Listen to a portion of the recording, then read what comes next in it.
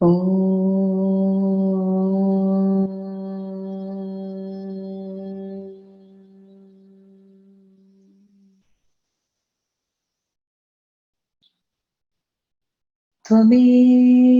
माता च पिता त्वमेव बन्धुश्च सखा त्वमेव विद्या द्रविणं त्वमेव सर्वं मम देव त्वमेव सर्वं गुरुदेव कुण्डलिकुमारि कुटिले चण्डिचराचर सवित्री चामुण्डे गुणिनि गुहारिणि गुह्ये गुरुमूर्ते त्वां नमामि कामाक्षी गुरुमूर्ते त्वां नमामि कामाक्षी नमस्ते नमस्ते महादेव शम्भो नमस्ते नमस्ते दयापूर्ण सिन्धो नमस्ते नमस्ते प्रपन्नात्मबन्धो नमस्ते नमस्ते नमस्ते महेशा नमस्ते नमस्ते नमस्ते महेशा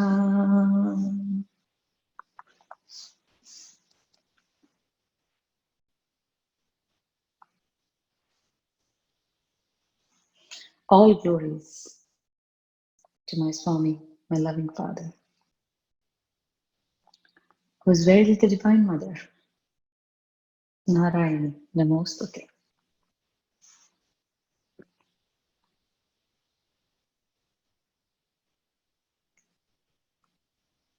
Tripura Rahasya. It is the essence of all Vedantic knowledge. All throughout Tripura Rahasya, Dattatreya says to Parshuram, listen attentively, pay attention. I'm going to tell you now, listen attentively, pay attention. The amount of reverence, the amount of attention, the amount of desperation to know the truth decides how much we're going to get. And this, Dattatreya has already said, it depends on your intensity of how badly you want it, Parshuram. If you score maybe 50 on a math test, how badly you want 80, 90, or 100 will determine the amount of efforts you'll put in. To just get that 50 to an 80 or a 90, that's all you think of. You will work hard.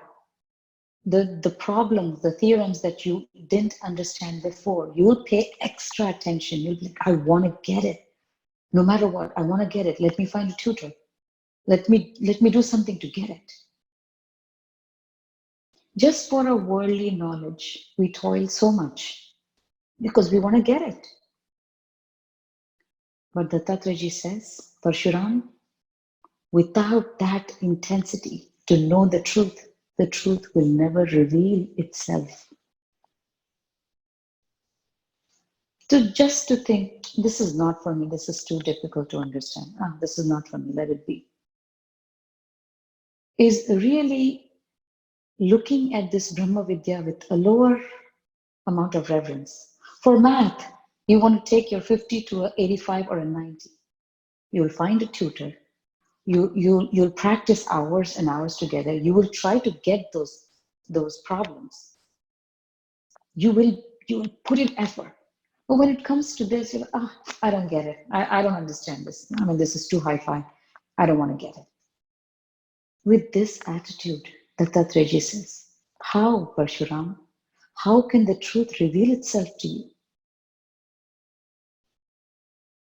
With this attitude, how can truth reveal itself to you? If you're desperate, and that's what the story is in the Gospel of Sri Ramakrishna. Thakur says that you're desperate. How desperate are you? He says when you are almost drowning in water and you're desperate for air, are you that desperate? Become desperate, and then truth will be revealed to you. Mother will reveal herself to you. But just to say, this is too hard, this is not for me, I don't really get it. Have you made an effort to get it? Have you gone back and read the text over and over and over again? Have you gone back and listened to the previous satsangs over and over again? Have you tried to practice even an ounce? If not, the truth is, our desperation is truly shown in our actions. No, it's okay. I missed last few, but it's okay. I'll just catch up from wherever it is. The silent witness, the antaryami within. Just think about it. How is it fair for the antaryami to reveal the secrets of secrets, to reveal the essence of the entire creation to you, if you're not desperate to know? Just to get your score from 50 to 85, you toil so much. Day in, day out, you're thinking, man, I do want to score high on this test. What do I need to do? You won't just say, let it be. It's too hard. I'm happy with 50. You'll toil. You want to get it. You want to understand that theorem. You want to be able to apply that theorem into all the problems. Why is this Brahma Vidya? Is it so low at the reverence level that you're like, this can wait? Well, the truth says, I'll wait too. I'll wait till you're desperate. Know that these words are not mine. Invocation of the Guru has been done. These are words of the Guru. These apply to all of us. You, me, and everyone else included. The Guru is saying, you want to know the truth. Can you handle the truth? Are you prepared? Are you desperate? Is everything else secondary in your life? If not, have patience. Have patience and learn to wait. Because there are still other things on the priority list. When truth alone becomes your priority. Whether in the middle of the night you wake up, whether in the morning, whether during the day, what do you think about? What is your mind preoccupied with?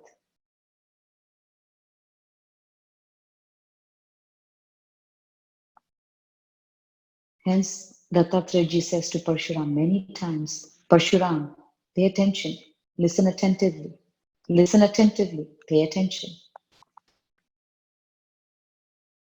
And we all know, Parshuram was not having fun. He was desperate. He is the very personification of desperation for truth. Hence, all of his questions are being answered by the Lord. We are coming towards the end of Tripura Rahasya. We have today's session and the next session. But you see, today, we will see how Parshuram again asked his Guru. After telling me 20 chapters, after going through 20 chapters, this is what Parshuram says, because he is desperate for experiential truth. He doesn't want to hear. He wants to hear again and again and again and again and again. He says, oh Lord, please give me the essence and the exact way of sadhana, that which is simple and direct, the bestower of liberation. He says, again, I ask you, my master, give me again the essence and the exact way of sadhana, that which is simple and direct. Please tell me the signs and symptoms of enlightened ones so I can recognize them immediately. Why he's asking these questions, that's immaterial. But look at the beauty of his question. Give me the essence in the exact way, which is simple and direct, and it will take me to liberation. Also, tell me the signs and symptoms of an enlightened one. So if I come across, I'll be able to recognize them. O Parshuram, listen, I'll tell you the secret of sadhana. He's saying, pay attention, Parshuram. I will again tell you the secret of sadhana. The grace of the Lord is the means of attaining knowledge. Period. Full stop. The grace of the Lord. We all want grace. We even question, am I worthy of grace? Like we said, the Antaryami, the silent witness, Divine Mother within, watches all our desperation. How desperate we are, she knows. And according to our desperation, she gives our fruits.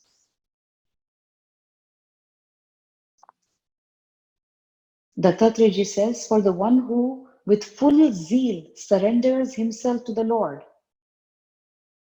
attaining knowledge becomes certain. Therefore, O Parshuram, this is the best way of attaining pure knowledge. He says self-surrender is the best means. What does self-surrender mean? Giving no importance to I, me, myself, my thoughts, my this, my that. Tavadeva, as much as is needed.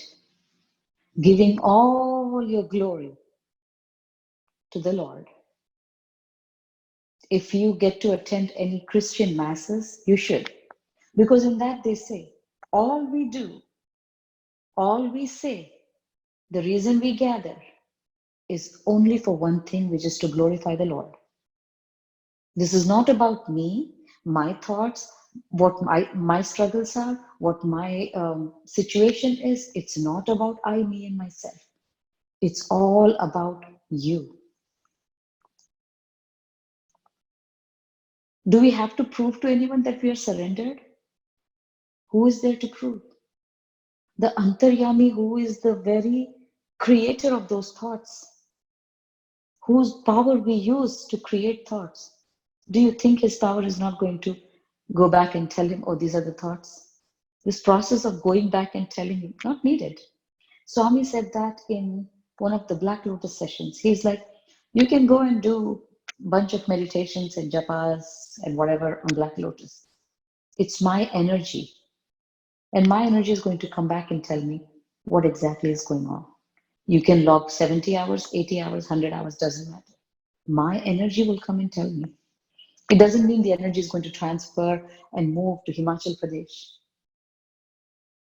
The very energy from where all this, the source of the energy from where the thoughts arise. You see, mind is the object. The thoughts in the mind are also the objects. Who's the seer of that object? Drik Drishya Vivek. If mind is the Drishya, who is the Drishta? The silent witness. Antaryami, the Atman, the Divine Mother, the Guru. We don't need to prove it to anyone by using flowery words. Oh, I'm totally surrendered to you. What does that mean?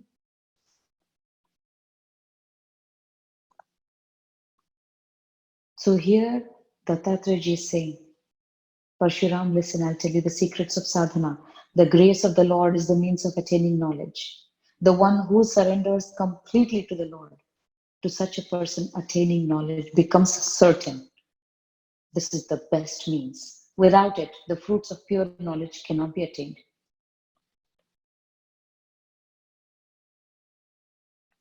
He says, if it is not used, other means do not avail.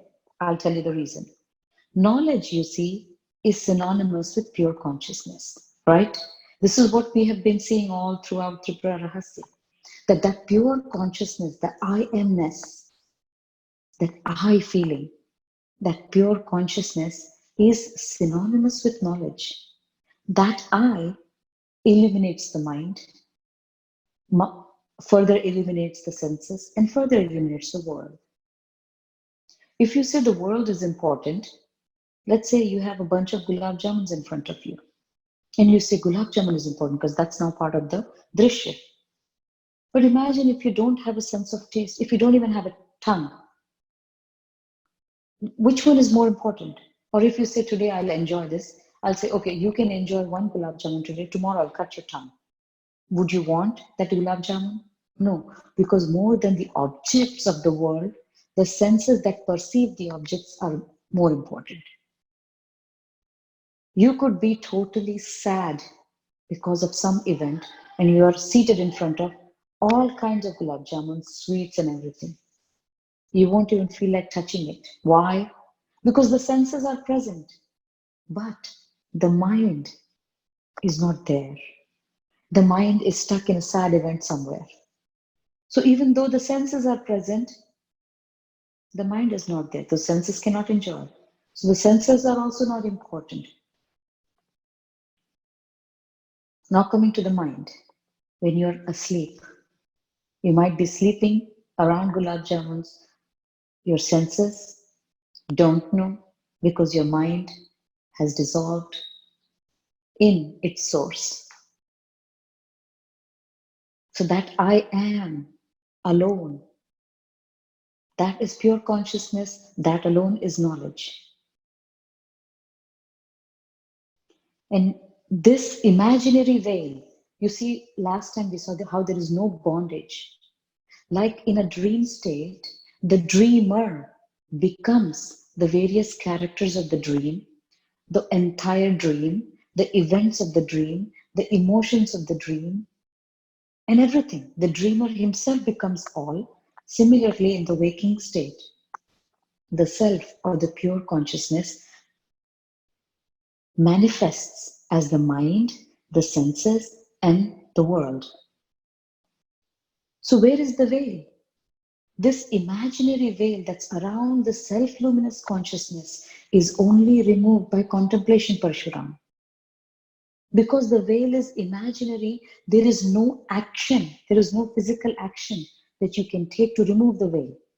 If the veil were real, then you can use physical action to remove it, right? If there is a curtain, let's say, you can remove it. But the veil itself is imaginary. This sense of I am in bondage, I need to be liberated. This sense is also imaginary. And Dattatreya is saying, Parshuram, the only way to remove this is with the help of contemplation. And what does contemplation mean? When you look at the world, when you perceive the world of people, things, incidents, give them as much as is needed, importance as much as is needed, tavadeva. If you find your mind getting totally occupied by that, stop, pause, reflect, contemplate, detach. Senses, tavadeva. You need your senses, use them as much as is needed. Mind, tavadeva. When you're doing some work, when you have taught the mind how to do that work, let it come into play, let it do the work for you. After the work is done, sit down. Be quiet. Tavadeva. This contemplative nature is developed with practice as much as is needed. And for this, the most important thing needed is pause. Before you get out in the world and, oh, let me go this, do this, let me go to that question. Is this needed? Is this absolutely needed? And as much as is needed, get involved. Those sadhakas who are involved in worldly activities find it very difficult. You see, those sadhakas who are immersed in the world, They find this very difficult because they have not created a distance. The entire Mind and Divine series was to create a distance from the world, the senses, the mind, and the real you.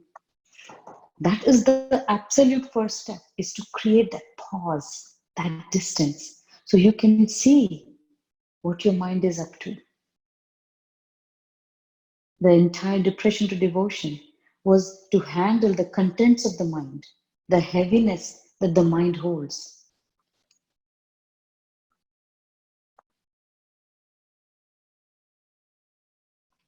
Dattatraji says devotees filled with profound devotion are very loyal to their sadhana. That is why they attain higher consciousness easily. This is undoubtedly true. You see all throughout Tripura Rahasya, Dattatraji keeps saying devotion, devotion, devotion, devotion, devotion. Devotion doesn't mean you hold on to a vigraha and cry. Devotion means you are devoted to your discovery of truth. Devoted means you are devoted to the path, that every day, many times during the day, you keep making contact. You keep proving to your silent witness, you keep proving to the Divine Mother within that you're desperate. That's what being loyal means.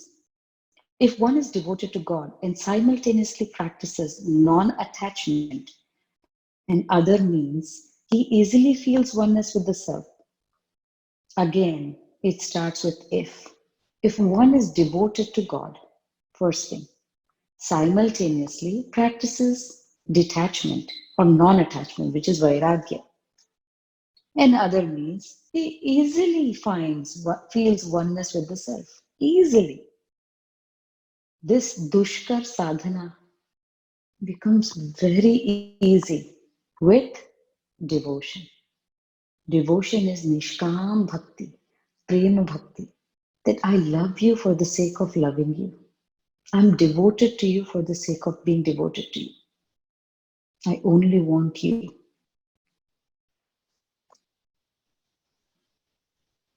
In this way, by constant contemplation, one becomes strong enough to receive the grace of Shiva and attains freedom from pain and pleasure.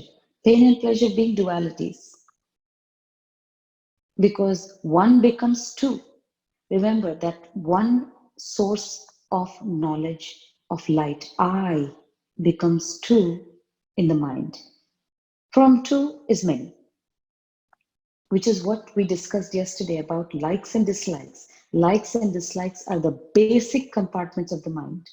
Once you rise above the likes and dislikes, you achieve a state of equanimity, which means from the state of deliberation, you are slowly moving to a predominant state of illumination.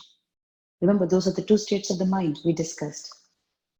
So constantly, instead of being in the likes and dislikes, we're moving more towards being in a state of equanimity.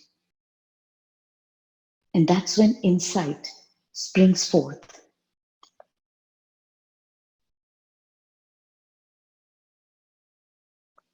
Having full reverence towards seekers and discussing the nature of the self with them is higher sadhana, which is what we are all doing. A group of seekers gathered together discussing the nature of the self. Dattatraji says this is higher sadhana. There is no sadhana equal to contemplation with devotion. Mere dry contemplation is useless. It's just ego boosting. He's saying sadhana, there is no sadhana equal to contemplation with devotion. So this right here, he says, this is the means. You wanted a simple and direct way to liberation, I have told you. Earn the grace of the Lord. How? By devotion. By being devoted, by being devoted. Earn the grace of Lord. And how will you know that you have earned the grace of the Lord? When contemplation begins in you. This is where Tripura Rahasya began. The seed of liberation is contemplation. With devotion, address the Lord. Gain the grace of Lord. The grace has come to you when you start contemplating. Contemplation with devotion is the means, is the fine. There is no sadhana equal to contemplation with devotion. This is the answer to the first part of Parshuram's question, saying what is the direct, simple, and direct way. Now, remember, Parshuram asked a second question, saying, tell me, what are the signs and symptoms of enlightened ones? He says, Parshuram, it is very difficult to know the signs and symptoms of the attained souls, because their true nature is beyond the perception of the senses and beyond the explanation of others. You see, an enlightened one, how will another person look at an enlightened person and say, "Ooh, this one's enlightened"? Whatever we perceive in the world is through our mind, through our senses. But this person, this enlightened one, is beyond the mind, beyond the senses, beyond the world. How will we perceive him? How will we judge what his situation is like? And someone had asked Swami, what do two enlightened ones communicate? What do they say to each other? And he was like, there's nothing to say. They are beyond words. They're both situated beyond words. They're both actually one, showing us two. They're both mirror images. One becomes a mirror for the other becomes a mirror for the other. They're both looking actually at themselves. They just smile. You look at a mirror, do you start talking to yourself? You just smile. Oh, I look good. That's it. So the other enlightened person is also like a mirror. You are like a mirror to them because your mind is empty, no prejudice, no preconceived ideas. You are seeing the world as is. Only a mirror shows as is. The other person is also a mirror showing as is. So when you're looking at the mirror and the mirror is showing as is, what do you see? Yourself as is. And you smile. External symptoms are not an indication of the knowledge within. You could be a butcher, or you could be a businessman. What your internal state is never decided by the outside. Nisargadatta Maharaj was a small shopkeeper, a hole-in-the-wall shop, selling beedies and stuff, but highly realized, situated in that Advait Siddhi. So external symptoms are not an indication of knowledge within. By noticing external symptoms like physical magnanimity, garments and all, you can judge. O Parshuram, if one tastes something sweet, he alone experiences the taste, others do not. Similarly, the knowledge of one person is not known to others. I'm saying mother's devotion is sweet. If you have never experienced the sweetness, you'll be like, tell me more, tell me more, tell me more. I'm like, just experience it for yourself. It's so sweet. That pain of separation, those tears are so sweet. Tell me more, tell me more. But once you experience that, you're like, now the kind of sweetness you're experiencing, no matter how much I ask you, tell me more, you cannot tell me. I alone have to experience it. And then there is tranquility and other symptoms. But Dattatraji is saying it's not necessarily true that these symptoms are found only in the liberated ones. He's also saying people imitate enlightened ones and they try to act enlightened, which is okay. Whatever they feel like doing, they're doing. But then he says, those who are unaffected by gain and loss, praise and insults, victory and defeat, are the higher order of sadhakas. Because you see, these are all dualities.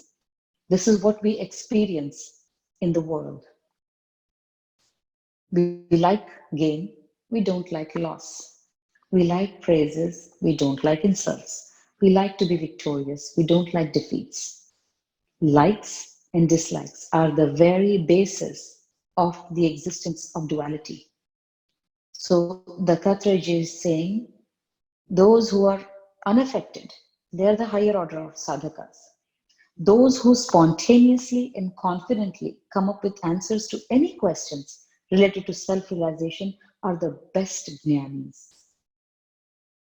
Isn't that what our Swami does? He sits there like a king. No matter which question is posed, spontaneously and confidently comes up with answers to any questions related to self realization are the best jnanis. Spontaneously. Why spontaneously? Because, let me think. Mind is already in play.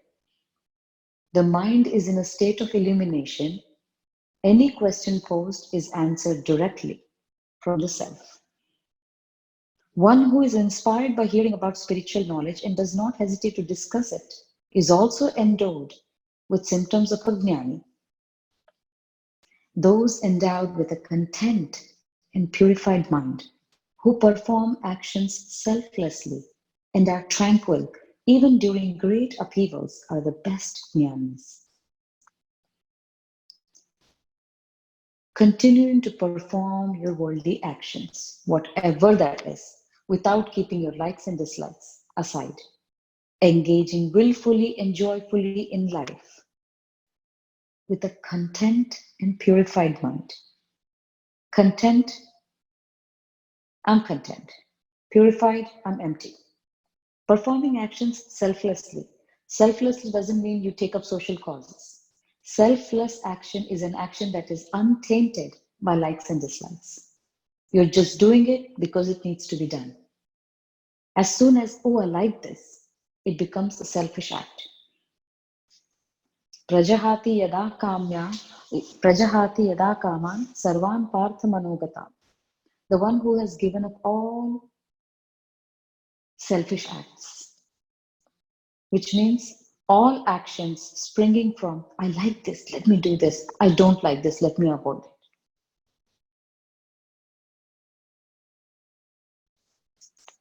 The sadhaka should always remain engaged in introspection. Now, this is something great. As one shows great skill in examining others, similarly, if he examines himself attentively within and without, he will surely attain perfection. Like I was discussing with my husband, and he was saying, Anu, the most important thing that people take away from spiritual discourses are, how can I apply this to others? He says that's the biggest badha. All the application is to ourselves. It's not to others. But that's the exact thing we do. Oh, let me apply the teachings to this person, to that person.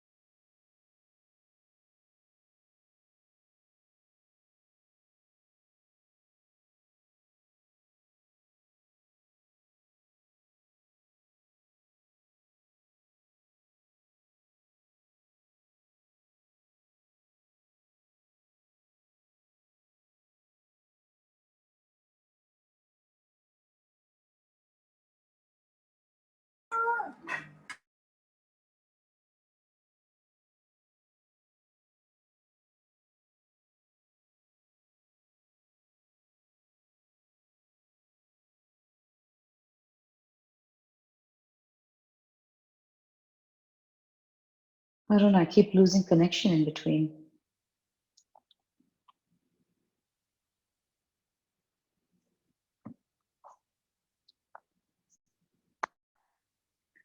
So let me just repeat the past few that we were talking about. So Dattatreya is saying the sadhak should always remain in introspection. He says, as one shows great skill in examining others, similarly, if he examines himself attentively within and without, he will surely attain perfection. When the sadhak stops seeing good and bad qualities of others and starts examining within himself, then he attains siddhi.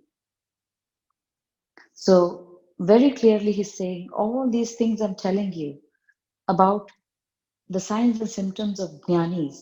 The only reason I'm telling you all this is so you can use them for your own self analysis, not to go around judging people, not to go around and say, oh, this is enlightened. He is not. He's getting angry. He's affected by praise. So he's not. This is all for self analysis, Parshuram. Keep analyzing your own self. How are you doing? Introspection is the key.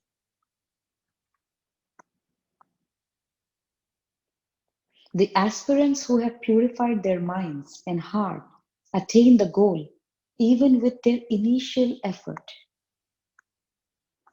which is why Swami talks about self purification so much.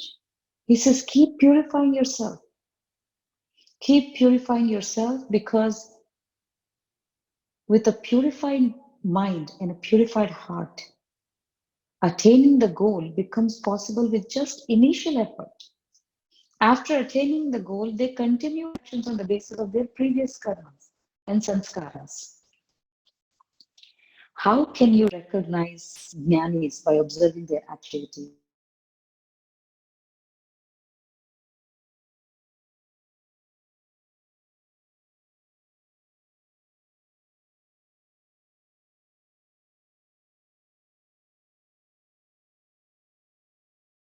Okay, I keep losing signal. I don't know. Can someone message me and tell me if they've been able to listen continuously or there are breaks in between?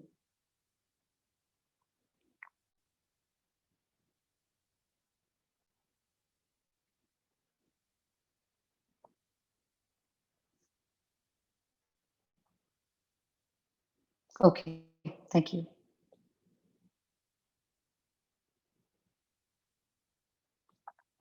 All right. So Dattatreya is saying, don't just look at the external activities of what people are doing and judge whether they are jnanis or not. Because the external activities will continue depend as per their previous sanskaras. Those won't stop as per the previous sanskaras. They will continue doing what they are doing. It is the internal state that will be expressed in the way they perceive the world, the way they perceive experiences of life. That's what is going to decide whether they are self-realized or not. He's saying the jnanis also, right, are of levels. The lowest level of jnanis seem outwardly similar to the ignorant because they have not yet attained sahaja samadhi or spontaneous samadhi. As long as they remain in contemplation, they are complete. But the moment they get up and they start identifying themselves with the bodies and experience pain and pleasure, just as animals do. So the lowest level of jnani is one who feels complete, who feels oneness with the self only during contemplation. As soon as contemplation is done, back in the worldly activities, identification with the body begins. A worldly experience occurring during contemplation is colored by contemplative truth. He's saying either, okay, there are people who sit and contemplate, and then there are people who sit and contemplate, yet carry their contemplation in action. And this is what we talked about during Mind and Divine series. Be centered. Let the actions come from a state of being, because no state of doing will bring us back to the state of being. So here, Dattatreya is saying, A worldly experience occurring during contemplation is colored by the contemplative truth. That is why it cannot become a cause of bondage. You see, we are continuously performing actions in the world.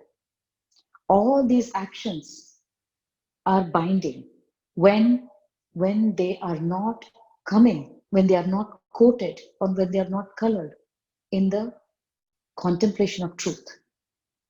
So, performing actions in a centered state, in an equanimous state, in a contemplative state, brings the action to be colored by contemplative truth. That is why it cannot become a cause of bondage. And this is what he's explaining, saying jnanis, they continue to perform their action. They have attained the highest truth, but they continue to perform their actions. Those actions don't bind them because they are happening from a state of being. They are not the doers. They are not doing actions. Actions are happening from a state of being. The second category of jnanis do not identify themselves with their bodies. They remain eternally aware of the self. They are in a state of samadhi and they do not participate in any external activities. And this was the state of Ramakrishna Paramahansa. Sometimes they would have to feed him, clothe him, they would have to take care of him because he would be in that state, totally realized, totally immersed in that state of being. Because of the karmas of the past lives, the body is sustained, but the highest jnanis do not have body awareness. Just as the charioteer drives the chariot of the body is also driven.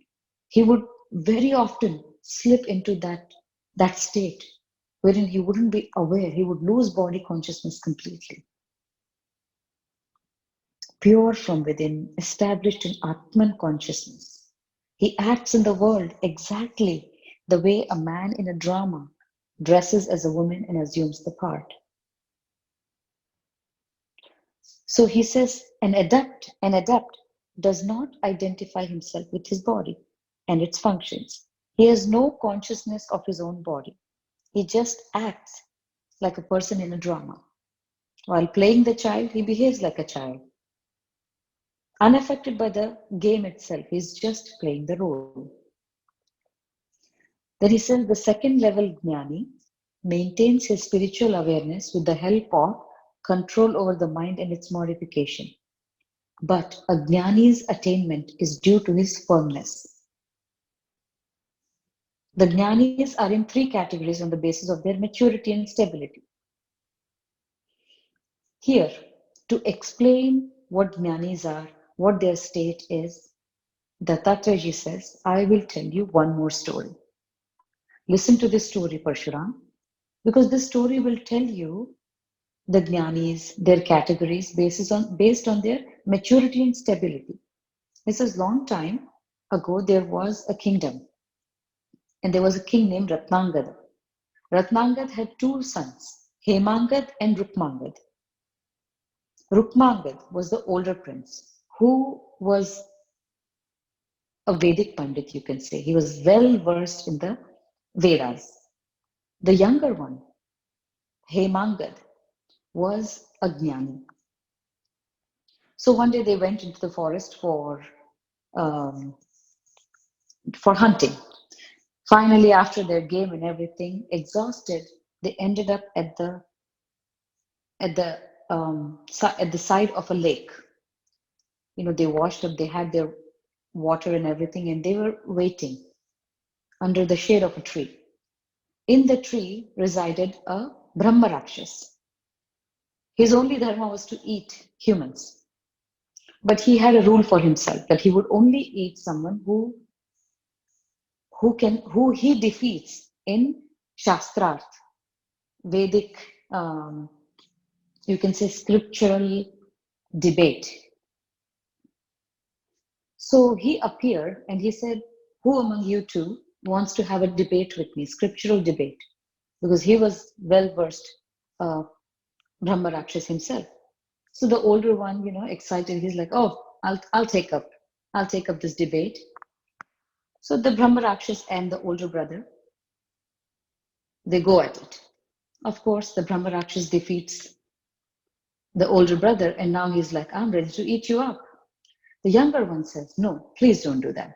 He says, listen, this is my dharma. This says, we are Brahma Rakshas and we eat humans. But once, out of my hunger, I ate a Rishi's son. So Rishi gave me a curse. So then I pleaded to him saying, no, please don't do that to me. Have mercy. So then the Rishi said, okay, this is the thing. If you defeat someone in scriptural debate, you can eat them. If not, you cannot just eat anyone who is going about or moving about. So the Brahma Rakshas said, okay, I'll do that. So since then, his niyam, his rule was invite people for scriptural debate, have a fight with them, have a debate with them, defeat them, and eat them up. So he said, listen, he said this to the younger one. He said, this is my rule, and I followed my rule, and I did not break anything, so I'm about to eat your brother. So the younger one said, listen, even if I say, have a debate with me, and even if I defeat you, you will still eat him because that's what you said. But is there anything I can do? Is there anything I can do so you just leave my brother alone? You won't eat him. He said, that's a good proposal. Let's see. I have a bunch of questions. If you answer those questions, then I'll leave your brother and I'll leave you too. He says, all right, I'm willing to answer your questions. Go ahead, ask me those questions. And then this is where he says, the first question posed by the Brahma Rakshas to the younger prince, Hemangad. What is wider than space and subtler than an atom? What is its nature and where does it exist? What is wider than space? You see, sitting wherever you are, you can just think of the sun, the entire solar system, the galaxy, the universe, the multiverses. You can go as far as you want. The light of your eye permeates the mind, and it can go far, far, far away. What's wider than the space? The entire space is actually held in the eye. Because this is what we saw in the previous Tripura Rahasya, how the eye manifests.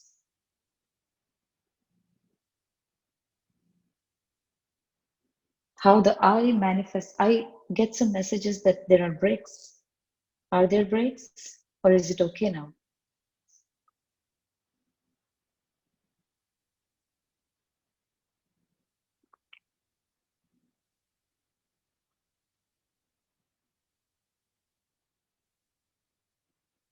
Can everyone hear me?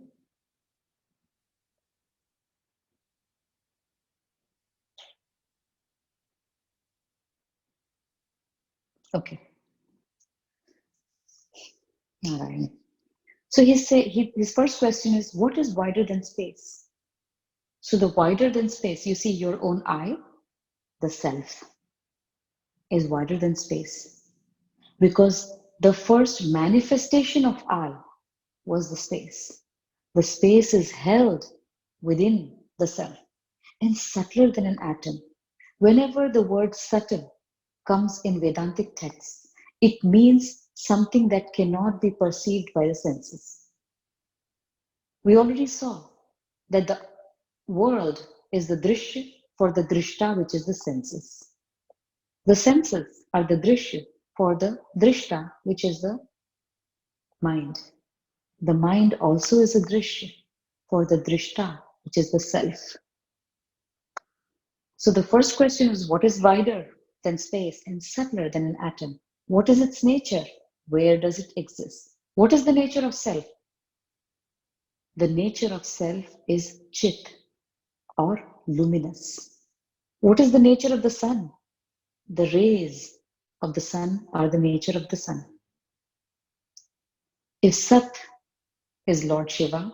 His nature is Parachiti or Chit, Sat Chit. And to know that you are Sat and Chit is Anand. So, what is the nature of Sat? Chit is the nature of Sat. Chit just means, just like the sun naturally emanates its light. That is Chit, self luminous. Where does it exist? Where does Chit exist? Where does Parachiti exist? It exists within Sat. Where does the Divine Mother exist? Mother exists within Lord Shiva. O Prince, it is one, and at the same time, this is the next question.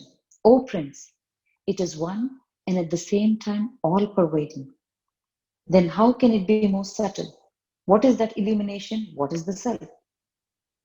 He's saying, Prince, you said that it is one, and at the same time, all pervading. How can that be most subtle? If it is all pervading, how can it be subtle? What is that illumination and what is the self? As the cause of all, it extends everywhere. Just like we said, the dreamer becomes the object of the dream, becomes the characters of the dream, becomes the emotions of the dream, becomes the dream, happenings of the dream. Similarly, the self alone becomes the mind, the senses, the objects, everything. It permeates everything. It is the cause of all. It extends everywhere. It cannot be perceived by the senses. Therefore, it is subtle too. Both light and self are identical with consciousness, like the Deepak and its Jyoti, like the flame and the light cannot be separated. Similarly, the manifestation and the unmanifest are the same. Where does the place exist where consciousness can be attained? And what happens after attaining it is the next question.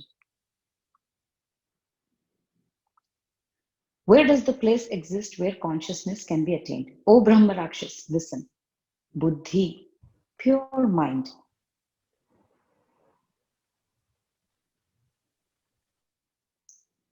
Buddhi, pure mind and one-pointedness is that through which consciousness is attained. Once it's attained, one is not reborn. So he's saying, how can you attain consciousness? You can only attain consciousness by a pure mind. What's a pure mind? That is empty. The mind needs two things. It needs to be empty and it needs to be inward pointed. Only that helps us attain consciousness. What happens after attaining it? One is not reborn. Next question. O Prince, what is buddhi? And how does one make it one-pointed? How is it born? What is birth? He says consciousness veiled by ignorance is called buddhi. Remember, this veil we are talking about is imaginary. And what is that imaginary veil? That I am different, that I have a mind that's different, that my mind sees the senses see the world. All this distinction is Maya. He says, consciousness veiled by ignorance is called buddhi. One-pointedness means uninterrupted contemplation on Atman. One-pointed buddhi. One-pointedness means you are seeing the world through the senses, through the mind. Yet you know all this is nothing but the light emanating from your eye, from yourself. Why is consciousness not attained? What is the way of attaining it? Why is one born? O Brahma Rakshas, listen. Because of ignorance, it is not attained. It is attained spontaneously. That's what Swami says. You keep doing it. One day, you don't know when. You don't know when. No one knows. One day, it just happens spontaneously. And then the prince answers that birth is identification with the body, is birth. Birth is the result of thinking, one is the doer. To think that I am doing instead of thinking actions are happening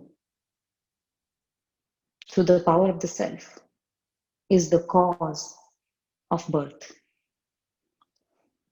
Because as soon as we say I am doing, our identification is with the body. The world is just a manifestation of the self. All actions are just happening by the power of the self. It's like the puppet.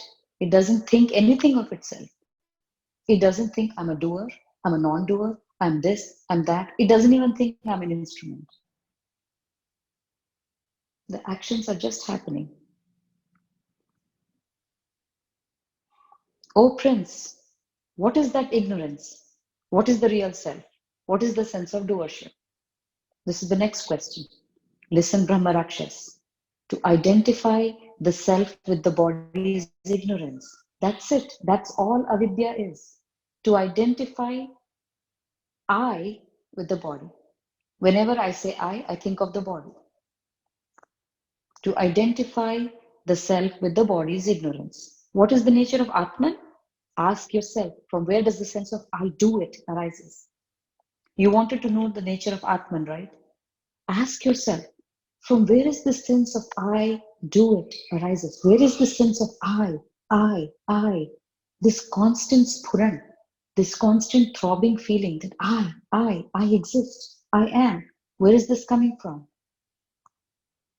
This desire brings you back as a doer. Which desire? I want to do it. I'm doing it. I'm the doer. This desire brings you back as a doer. And such a desire is the ego of the doer. O Prince, how can ignorance be dispelled? What is the cause? What is the root of that cause? He's saying, how can ignorance be dispelled? O Brahmarakshas, listen. It is overcome through vichar. Ignorance is overcome through vichar, right contemplation. The cause of vichar is vairagya. This is the most important thing. The cause of vichar is vairagya.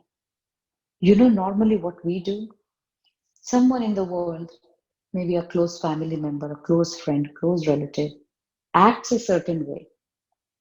Vichar doesn't rise in us. Dvesh rises in us. We instantly start hating that person. We instantly start thinking, this person is so bad. Instead of thinking, this is the way of the world. This is how people are. This is how the world is. One day they love me, tomorrow they won't love me. Today they have flowery words of praise for me. Tomorrow they will have, juto ki mala. That's when vichar needs to arise. And vichar only arises from vairagya. But we never wait till vairagya arises. We are instantly jumping into judgment. This person is bad. I hate this person. I hate their attitude. So the cause of vichar is vairagya. Family situation is bad. Kids are like this. Husband is like this. That. We jump into judgment. Oh, this person is like that. The kids are like this. The mother-in-law is like that. But Dattatreya is saying that's when vichar needs to arise. Vairagya needs to arise. Saying this is the way of the world. This is how the world is. This is how the things of the world are. Hence, deriving any sense of emotional security from my attachment to these people is not the means to eternal happiness. That's Vairagya. From Vairagya arises Vichar. And he's saying the cause of Vairagya is acknowledging the impermanence of worldly objects. The next question is, O Prince, what is that contemplation? What is non-attachment? What is negative attitude towards the objects of the world? So he's saying, what is that contemplation? Discrimination of the non-self from the self is called contemplation. See, on one side, we're saying everything is self. The mind is the self. The objects of the world are the self. The senses are the self. But here he's saying there is something called non-self. And then there is something called self. This is at various stages of evolution. At one stage of evolution, we have to detach from something that is not the self. At that point, there is non-self, there is self. Once you are detached, you are established in Vairagya, then the Tattvaji says, now rise higher. Now understand that which you are detached from, that is also the self. There is truly nothing to detach from. All there is your own light, is your own self.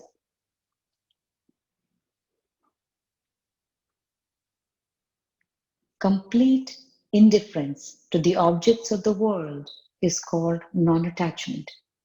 Objects create pain because of one's negative attitude towards them. What pains us? If you look through your days, it's only the happenings of the world, the people of the world, our perception of the world. That's all bothers us. When things bother us, when people bother us, we jump into judgment, we jump into dvesh.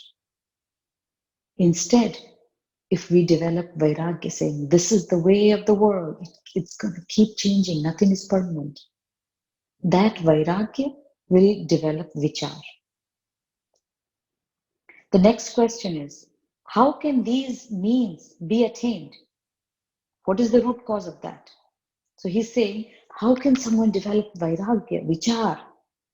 How can someone contemplate? Tell me, what are the means of attaining these? What is the root cause of that? Listen, Brahma Rakshas.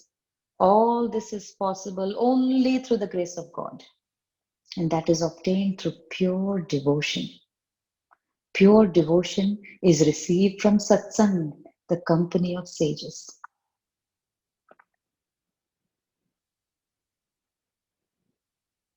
Like, Amir Khusro says, Lagi lagi sab kahin, lagi lagi na ang. Lagi to tab janiye, jab rahe guru ke sang. Lagi, he says devotion.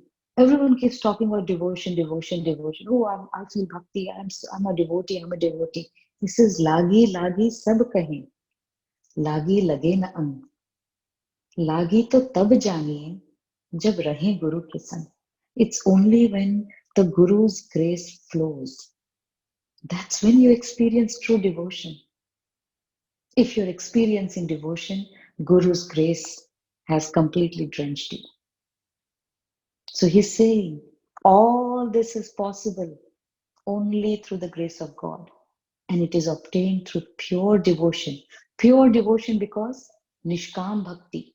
If you're sitting in front of God saying, Ye theek kar do, wo theek kar do, give me this, give me that, fix this, fix that. That is Sakam Bhakti. There's nothing wrong with that. But it is not Nishkam Bhakti. And pure devotion, Nishkam Bhakti, is received from Satsang, the company of the sages.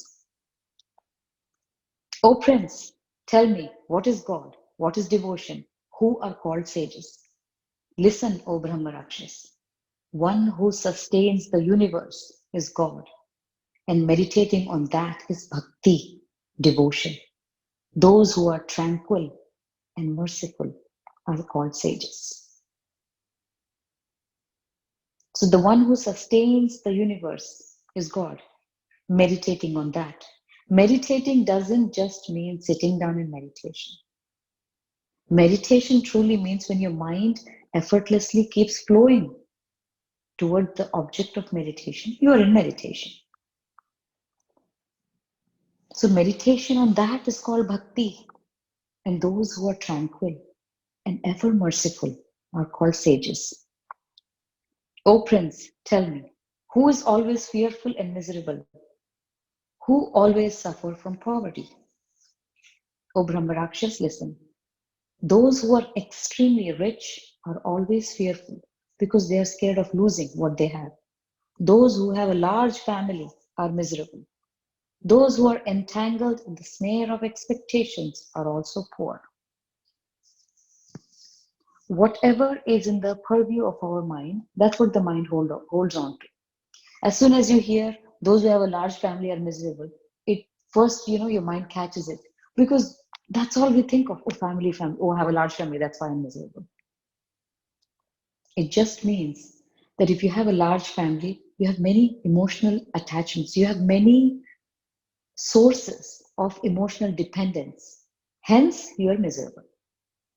One could be in the largest family yet be unattached, as in as in totally independent, as in totally dependent on his own self for emotional needs, not depending on people.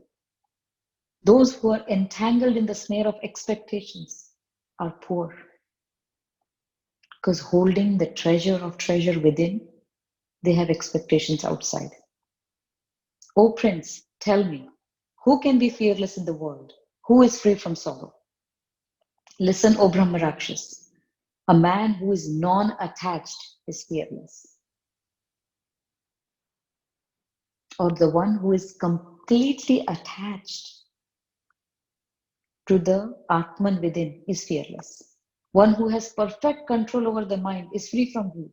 You see, grief is nothing but the way the mind perceives the world. Any point of time, if you are experiencing grief, it is because the way the mind is looking at the world. That's all there is. Read the blog post called The ABC of Life. And Swami talks about suffering is nothing but a perspective. That's all suffering is.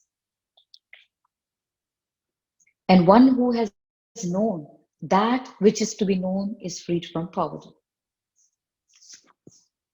You see, Nisargadatta Maharaj was just a small owner of a beedi shop, small hole in the wall shop. But he was rich. He was richer than the richest, because that which is to be known was known to him. O Prince, tell me, who is that? Who is that one who can be recognized with great difficulty? Who does not have body consciousness yet lives what is called the non-doer state of life? O Brahmarakshas, a Jivan Mukt, one who is liberated here and now, is hard to recognize. Since he does not identify with it, he is free from the body but still has a body. He performs all actions while remaining internally inactive. He performs actions yet remains untouched because internally he is inactive. The mind is calm, not saying anything. It's in a state of illumination. Actions are happening. That's a state of non-doer. Actions are happening, yet the mind is not saying, I'm doing it, I'm doing it, I'm doing it. The mind is quiet. The next question is, what is existent and what is not existent? What is impossible? After you have answered this, I will release your brother.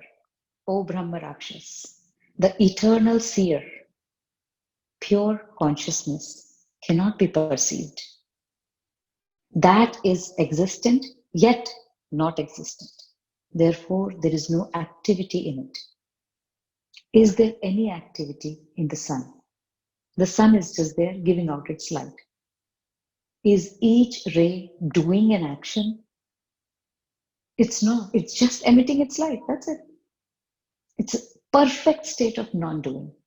Action is happening. And what is the action? Illuminating the world is happening. Yet there is no action happening. There is a state of perfect non-doing. O Brahma Rakshas, now I've answered all your questions. Release my brother immediately. Having heard this, the Brahma Rakshas became very happy and released Rukmangad. Then he assumed his previous state of Brahmanhood, which was a curse given to him. Seeing this transformation of the Brahmin, the prince wondered and asked, "Who are you?" Then that wise Brahmin explained all about his past. I was a famous Brahmin in the king of Magadha. So he was a Brahmin and he became very egotistical. And once while discussing the existence of Atma, I encountered the sage Ashtak in a debate. He was a tranquil seer. I used my crazy, crafty logic and I kept trying to argue with him forever and ever and ever. His son, the seer, the sage's son, watched all this. And he was so upset because without realizing the great jnani that the seer, the sage was, I continued to use my crafty logic. So he cursed me. He cursed me to become a Brahma Rakshas. And since then, I have remained as a Brahma Rakshas.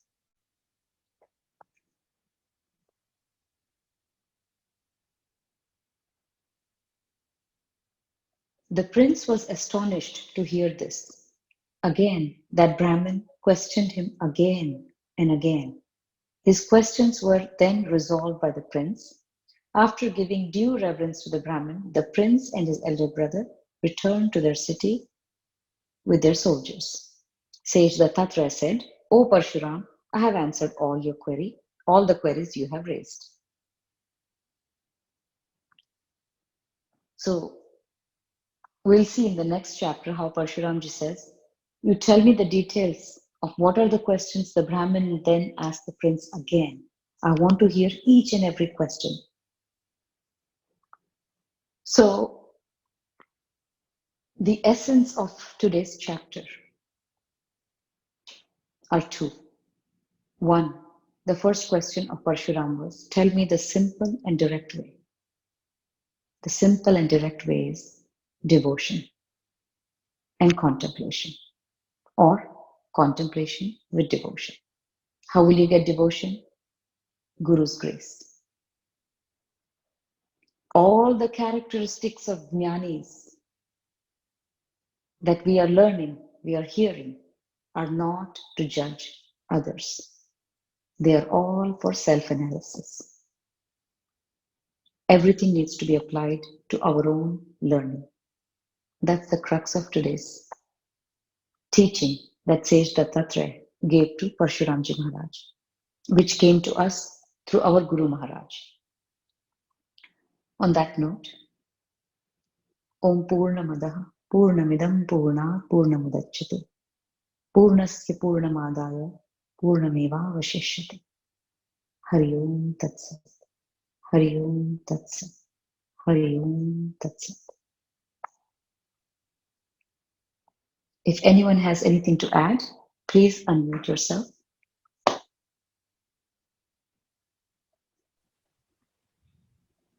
Go ahead, Mansi. I just wanted to read out something. This will sound very simple, but this is what Nisargadatta Maharaj said, and only true Guru Bhakti can assure this. And he says, somehow realization was very simple and easy in my case. My Guru, before he died, told me, believe me, you are the supreme reality. Don't doubt my words. Don't disbelieve me. I'm telling you the truth. Act on it. I could not forget these words by him, and by not forgetting, I have realized. This is what Nisargadatta Maharaj said, how it became so easy and effortless for him to reach the state that he reached. His realization was simply because he believed what were the last words his Guru told him. And he not just believed, he acted on it. This is what I wanted to add to what you've already said. That was amazing. Truly. And I remember reading that too. He said, whatever worldly activities I had to do, worldly affairs I had to take care of, I would take care of. After everything, I would just sit down, and my Guru had given me only one instruction. Meditate on I am. Meditate on your I. Keep situating yourself in that I. And he said, in 3 years, I realized. He even gave the time frame. He said, my Guru, I heard him as you said, I heard him in a lecture. He said, you are Satchidanand. You are the supreme reality. When I heard it from him, I never doubted it. He said the same thing, that don't doubt me, just act on it. That was beautiful, Mansi. Thank you. Anyone else? Also, Go ahead, Mansi. one small little thing. We have come this far. Chapter 21, 22nd is going to be the last one. We've come this far contemplating every day, every 2 hours, 3 hours, maybe thrice a day, whatever. But this contemplation as an exercise has, to everyone who is contemplating truly, must have brought some realization, some awareness to our own real self. Anything that anyone points out also in contemplation is not to judge, not to point at something, but to simply show the mirror to our own self. The benefit of doing contemplation, as in this chapter, a very important line came, that when you are situated in the awareness of contemplation, you don't digress to the ways of the mind, because you are in awareness and your mind is in control. It is only when this vichar has not taken place that you give in to the ways of how the mind behaves. So, having come this far, tomorrow the last chapter might also come to a conclusion, but contemplating is something, having done so far, should become an ingrained activity, whether you write, whether you take note of it mentally. It has to become like blood runs in your veins. It becomes a part of you, because only by this conscious contemplation, by this awareness, you will be able to stay situated mindfully. Otherwise, it's very easy to fall prey to the ways of the mind. And again, start blaming others, cribbing about situations, people, all the dualities, likes, dislikes, all this gyan will fall flat the minute this mindfulness that contemplation brings is gone. Because that is the light. That is the light which illumines, and it will just keep you on track with the way of the light that the Guru is showing. That is why this bhakti is 100% a gift of grace from the Guru. And once you're situated in his bhakti, every word said by him becomes a mantra. And when you start acting on that mantra, it becomes the biggest puja archana that you're doing for your own self. And that illumines. And that illumination has to carry forward in your life. Then what your Guru is, what the Gyan is, and what you are, the Tripura becomes one. And you're acting as that one. All your actions in the world, the way you think, the way you behave, no matter what is happening, who's treating what, everybody is going to act according to their own soul agenda, with what motive they have taken birth to learn what. But what is your motive? Is it to use your tapas energy and sadhana shakti and the grace of your Guru to nullify what they are saying and fall prey to settling accounts, or to elevate your consciousness to become one with that truth, which is the supreme reality, and to stay situated in that anand? This is something that is very, very, very, very precious learning from this chapter. We are coming towards the end of it. This, is like a nichod from all the previous chapters that he has said in just one line.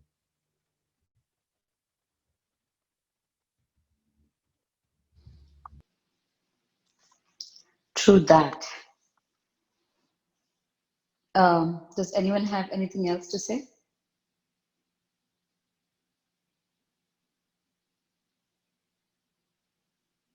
Okay, so we will end the session here. Narayani, Namo Stute.